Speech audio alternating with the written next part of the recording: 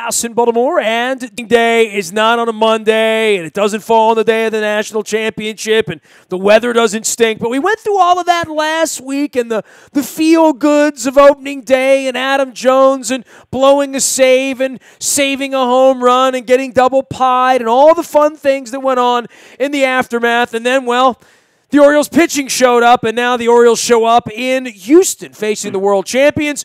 This guy is halfway around the world. I like having him on. He stirs it up a bit on the internet, as they would say over in Australia. He is in Boronia, Australia, south of Melbourne, a country that I love very much. We have him on once or twice a year to talk a little football, a little baseball here and again.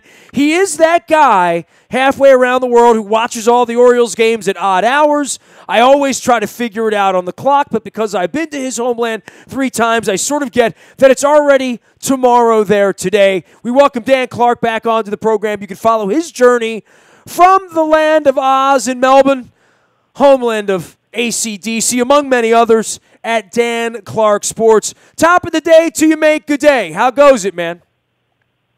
Yeah, not too bad, mate. A little bit tired. Got up at 3 a.m. this morning on Monday. It is a public holiday here, though, so not too bad. I can sleep this afternoon, and there are a few others who do it. I've got a mate down the road, Tommy Jones, who's a big Orioles fan, him and his boys. So there's a few of us who do it, but yeah, it was a bit disappointing getting up at 3 a.m. this morning to watch what Gaudsman served up, I guess, as well as what the offense served up. It was a bit of a lackluster 2 days after what was a pretty exciting opening day. Well, and I think anybody that looked at the schedule, Dan, would say, all right, they're going to begin against Minnesota, and then they're going to have this train wreck of a schedule. I had some of the guys on from Tampa 2 weeks ago because obviously we picked up Alex Cobb, and I'm looking for some inside information, and I feel like we got that. You can go out to the buyatoyota.com audio vault and hear that out at WNST.net if you want to hear those conversations with Neil Solins as well as Andy Freed, just talking about what a great pickup he was. And I started to look at the schedule, and like, look, the NFL schedule's coming out in 2 weeks. The day it comes out, we'll be circling when we're in Nashville, when we're going to play the Chargers in L.A., how we're going to run our road trip down to Charlotte and Atlanta and wherever else we're headed this year. But with a baseball schedule, like, you don't look at it the same way where you're, like, examining it, trying to find the soft underbelly. At least I don't, and certainly I've watched baseball going on, about 45 years now. We go all the way back. But, a week before the season begins, you sort of look at it and say, well, where are they going to be? And when are they going to get there? And what are they going to find when they get there? And this is more weird because Cobb's not going to be available for the first couple of weeks.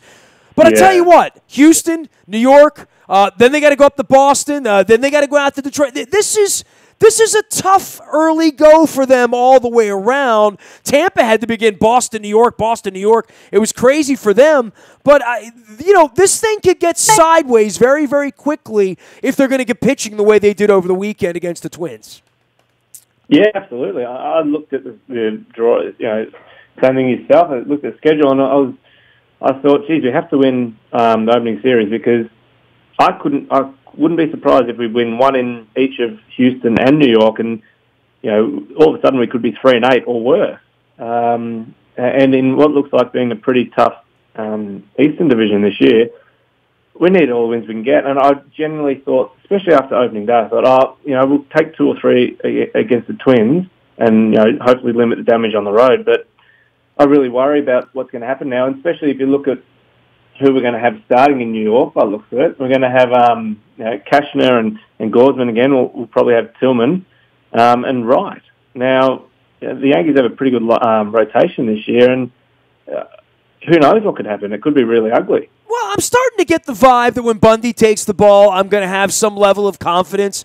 I don't know where we're going to be with Cobb once we get there. Clearly Tillman lost all of that for all of us in the same way that Jimenez never really earned that. Oh, I'm going to the ballpark tonight. Jimenez is pitching, or hey, I'm going to get a steak and put it on the grill, or put a shrimp on the bobby, as you would say over there, and put the game on and like sit with a game on a Wednesday night and make the game your destination or your date. And I tell you what, on an Easter Sunday where lots of folks didn't go to the game, this kids opening day thing, and we're going to let kids in for free. And look, we can discuss the value of all of that.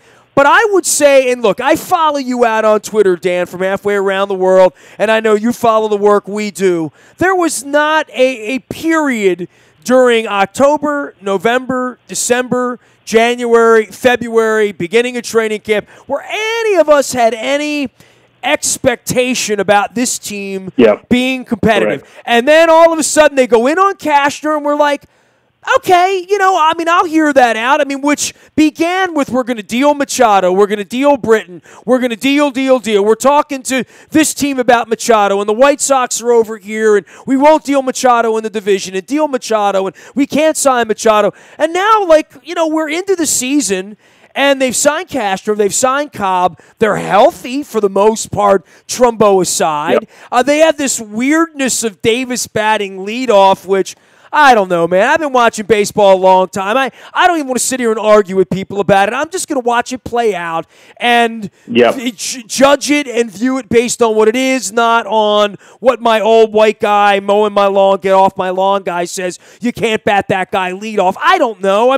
He does get on base, so I'll hear that part from a Stratomatic standpoint for anybody that played that game here.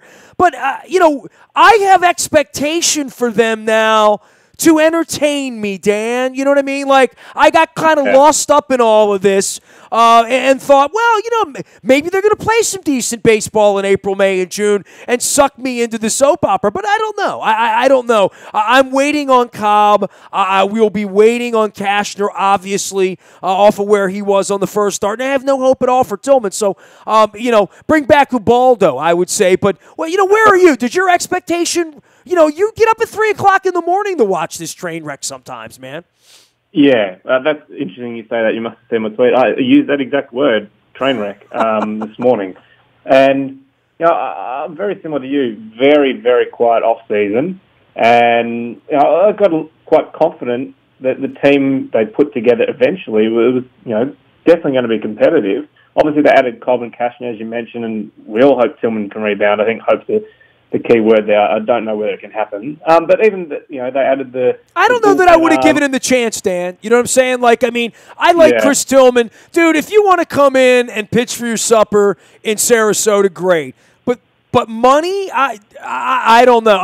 And Luke and I argue this. Luke and I, listen, if Tillman somehow is 11-9 with a 4.6 ERA and is serviceable and makes 28 starts and, sucks up 192 innings and, goes to 205 hits and doesn't give up too many home runs, or at least not lead-off home runs like we saw Gosman do on Sunday, I would say okay on that, but I would not have had Tillman back on this baseball team for me.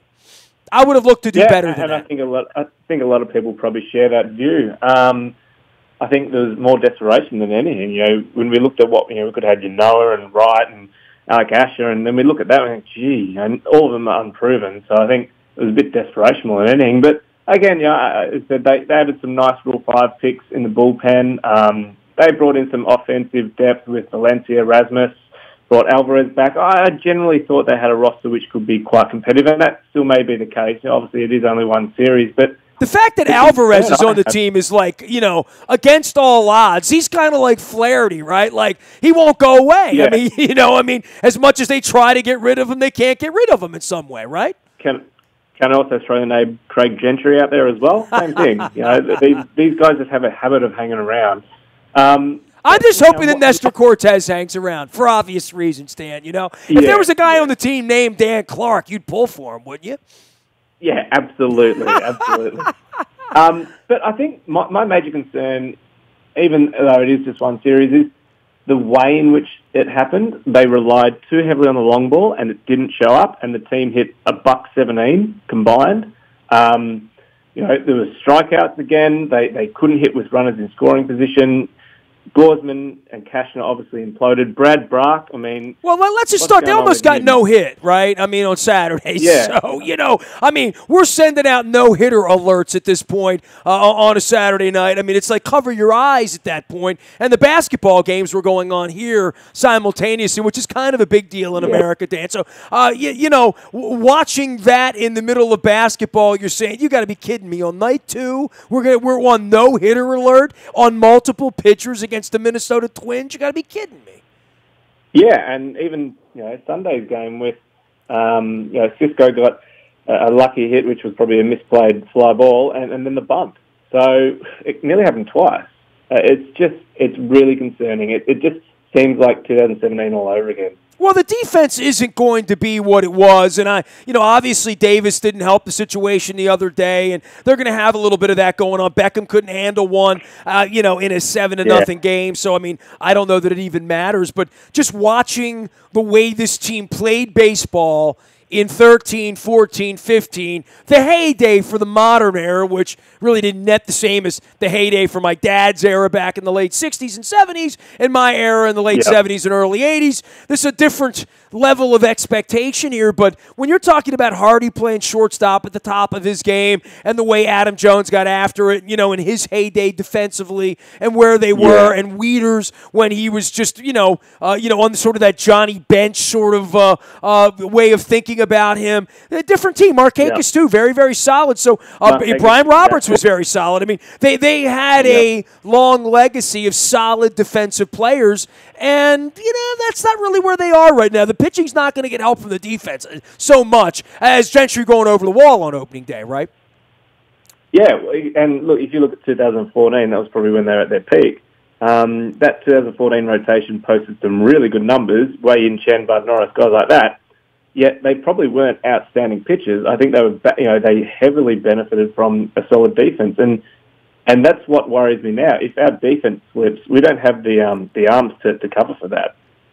He is Dan Clark. You can find him in Melbourne, Australia, or you can find him out on the internet at Dan Clark Sports. Tell me about what you do, Dan, and why you're all wound up about being an Oriole fan that gets up at 3 o'clock in the morning to watch games. So is it 14 hours? Is that correct from where we are with you? Let me think. I think it's gone back a bit. I think it is 14 now. Yeah, it was a bit more because we've just had daylight savings. So 7 p.m. typical East Coast Oriole games. You get up when? At 5 a.m. 9 a.m. Okay, I'm at work by then. And chuck the earphones in and listen at work usually. 9 a.m. So you're watching. So you have baseball for breakfast literally every day at 9 a.m. I want to come live in Melbourne. Can you adopt me in on the 6-month program? It's pretty good.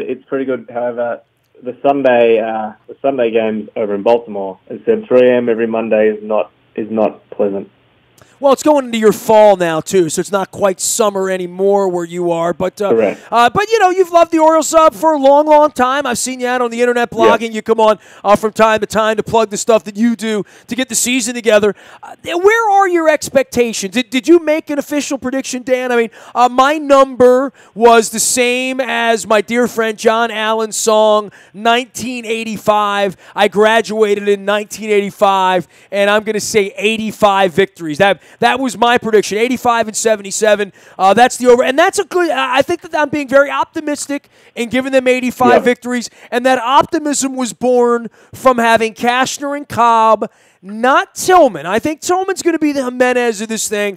I think he'll be gone by July. And then I'm just sort of betting that they'll be in this thing enough to trash heap somebody somewhere. They'll find some soft-tossed left-hander to get him some starts, or they'll bring somebody, through the system who looks like, he's burning it up at Bowie or burning it up at Norfolk, or they'll find some, Wright or some Tyler or somebody, and they'll do something like that. But that's my feeling. I feel like I had maybe a little bit too much confidence in them here in the short haul, but I think they're going to be in this in June or July. At least I'm betting on that at this point. I don't think this is an implosive 3-18 start for them, but I am a little disconcerted about the pitching and really a one-dimensional lineup with defensive liabilities.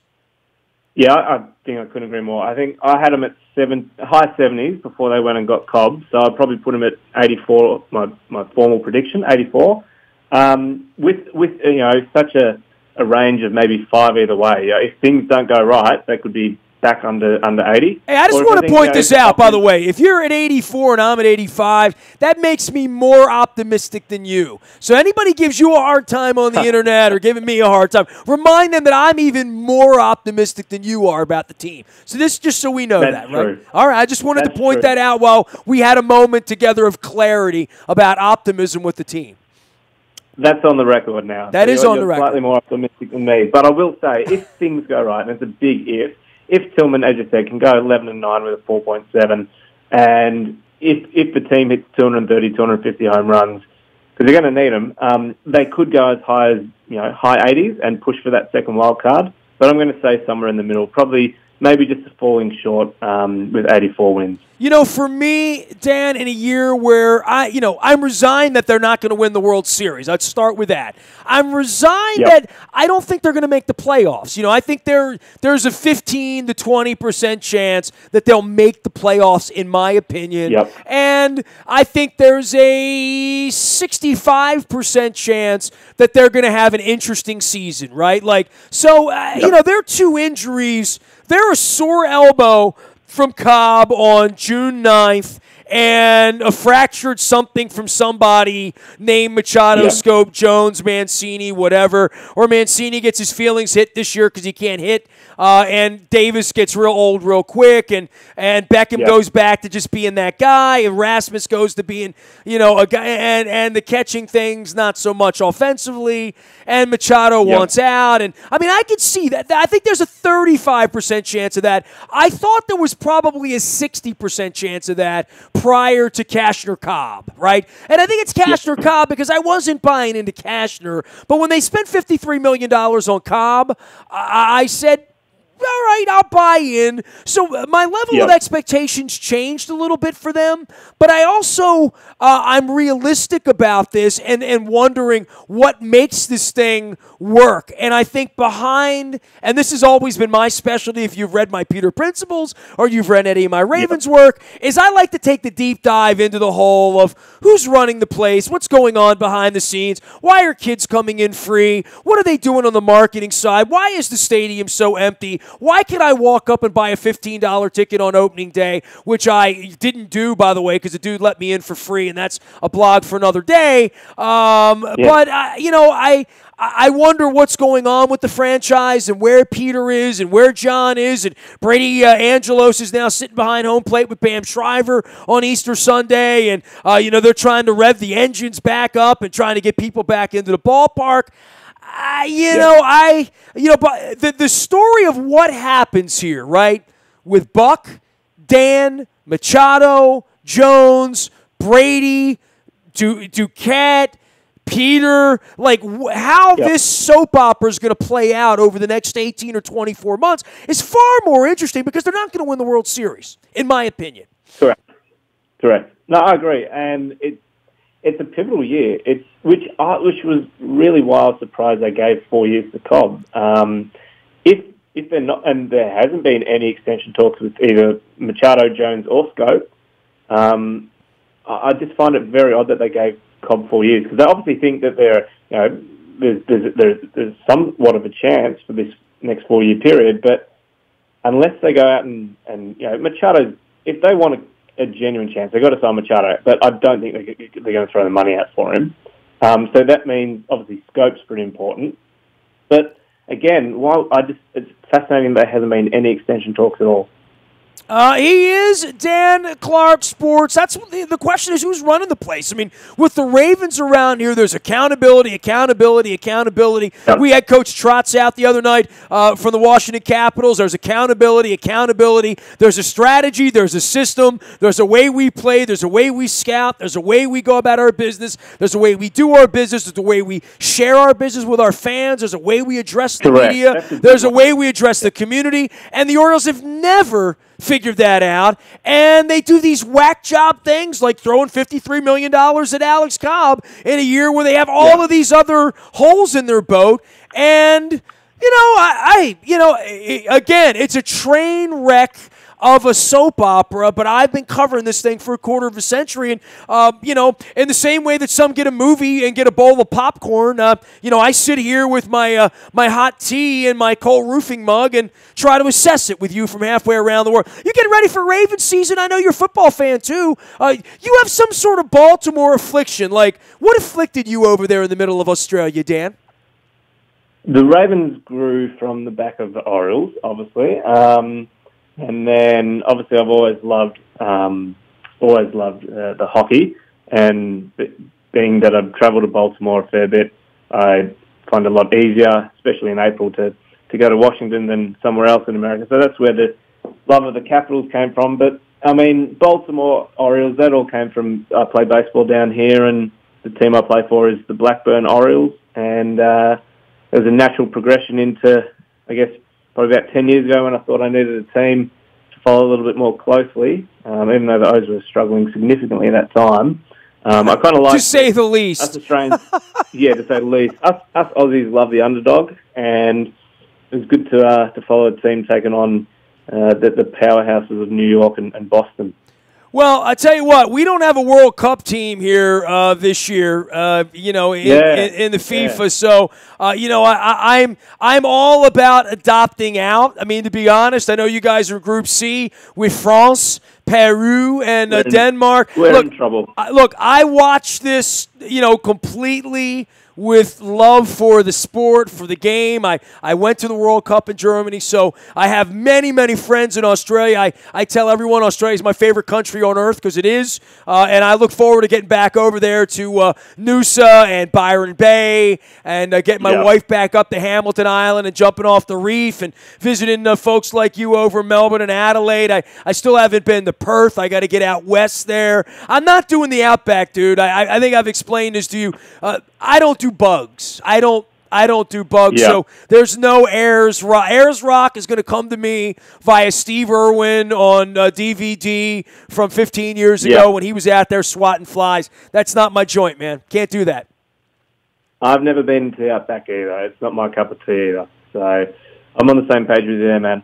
All right, man. Well, look, always a top of the day to you. Begin your day with Oriole baseball there. We'll begin our day and give you a follow out there at Dan Clark Sports. Always good to catch up with you. We're optimistic, right? Maybe the next time we get together, we won't be so optimistic. I hope so, but I hope to be calling on you in, let's say, June at some point. And let's say the Capitals have just won the Stanley Cup, and we've just paraded it around the Inner Harbor here, and the Orioles are, I don't know, optimism would be 3 games over 500. To me, that would be very optimistic. I was going to say 5 games over 500. So let's go with that. All right, so you're more optimistic than me in June. All right, we'll see. Well, we've both seen their pitching already, Dan. Yeah, that's true. Take care of yourself, my brother. Be well over there, all right? Yeah, you too. Speak to you soon. Thanks, Ness. Good on you, mate. There he goes. Dan Clark Sports. To follow him out in Melbourne, Australia. And maybe I can make him our Australian Open correspondent in January of next year. But I love his country. Everybody that follows me knows of my affinity for the great Aussies. He's Dan Clark Sports out on Twitter. WNST.net is all brought to you by our friends at Howard Bank. I'm wearing the cap right now. I got caps all over the place here. I got my Pizza John's cap as well. I got my Cold Roofing mug. I got my football shirt. We got the NFL schedule coming out in a couple of weeks. Our Ray Lewis trip is now on sale. We get all sorts of things going on. Make sure that if you're passing these Royal Farms and you're gassing up at the Rofo near you, that you're downloading the Royal Farms app. It's going to help you. You're going to get points. You're going to get free Western fries, free chicken. Who doesn't want free fried chicken from Rofo? Come on now. Get the app, download it, use it. You'll be glad you did. It's Royal Farms, real fresh, real fast, and the Kona Blend. I do not have Kona Blend in here right now. I'm going to be honest with you. That's a morning thing. So when I work in the evening, it's a little different. But mornings for me is the Kona Blend. Evening for me, it's usually agua and agua cold. Free. Somebody Spanish is going to correct me and slap me, but that's cool. Nasty at WNST.net. It proves that you're listening. Facebook, Twitter, LinkedIn, Snapchat, Instagram, streaming live on our Facebook as well as our YouTube WNSTV channel. The buyatoyota.com audio vault is there for you 24 hours a day from anywhere in the world, including Australia. The East Coast of Australia, the Sunshine Coast, the Gold Coast. Those places I love so much. Do love the Sunshine Coast. That's my favorite spot. So, the BuyAToyota.com audio vault comes in over there for all the football talk we're going to have this week, all the baseball talk, Astros talk. We're going all over the place, some residue from the owners' meetings last week in Orlando. When I was a little bit silent, of course, we heard from head coach Barry Trotz out at Michael's Cafe in Timonium. You can find all of that courtesy of our friends in the BuyAToyota.com audio vault at WNST.net. Our morning newspaper ships directly to your email inbox each and every morning at 7 a.m. It's all brought to you by Planet Fitness at PlanetFitness.com, where it's still $10 a month to get in the best shape of your life, guaranteed. And Planet of Triumphs is an awesome place to get some inspiration as you get ready for a baseball season, maybe getting on the treadmill or working out while you're watching the birds at Planet Fitness. Why not do it that way? Also, don't forget that our friends at Howard Bank and Cole Roofing, they're taking the deep dive with all of my charity and community support on Thursday mornings as I crank it up with Van Brooks this Thursday morning to kick things off, as well as our friends from Casey Cares to do something that Coach Billick is involved with next week as well for Casey Cares. So big charity and community stuff, all brought to you by Howard Bank and our friends at Cole Roofing. We'll hear from Bill Cole a little later on this week. So much going on around here. Nasty at WNST.net finds me, and if there's breaking news, you'll get it first on the WNST text service. That's all brought to you by Coons Ford of Security Boulevard. And Dennis Kolatzos will be here on Thursday. I'm joining him on Thursday. We're going to throw it around a little bit as we crown a new national champion. We got baseball season, the NFL schedule around the corner, the draft around the corner now. Woo, and a Stanley Cup playoff starting in 2 weeks. Fired up. I am Nestor. We are WNST.net, AM 1570 at WNST Towson, Baltimore, and we never stop talking Baltimore sports.